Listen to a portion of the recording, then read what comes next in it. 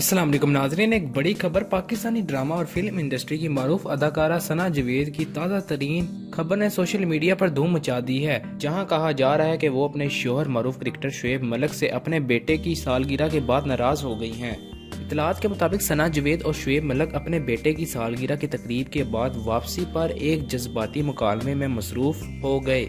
कहा जा रहा है कि कुछ मामलात पर दोनों दरमियान इख्तलाफात जन्म लिया, जिसके बाद सना जावेद ने गुस्से का इजहार किया। एक रिपोर्ट में ये भी लिखा है, इस नाराजगी की मुमकिन वजह तकरीब की प्लानिंग या कोई और जाती मामला हो सकता है जिस पर दोनों के दरमियान इख्तलाफात पैदा हुए।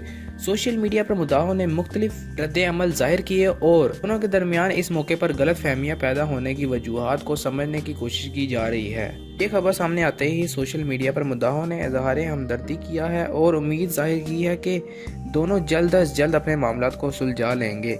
शायकीन का कहना है कि ज़िंदगी में ऐसे लम्हे आते जाते हैं, कुछ गलत फहमियाँ पैदा हो जाती हैं और वो दुआ गो हैं कि सना जावेद और शुएब मलिक के ताल्लुकात मज़ीद मजबूत हो जाएं।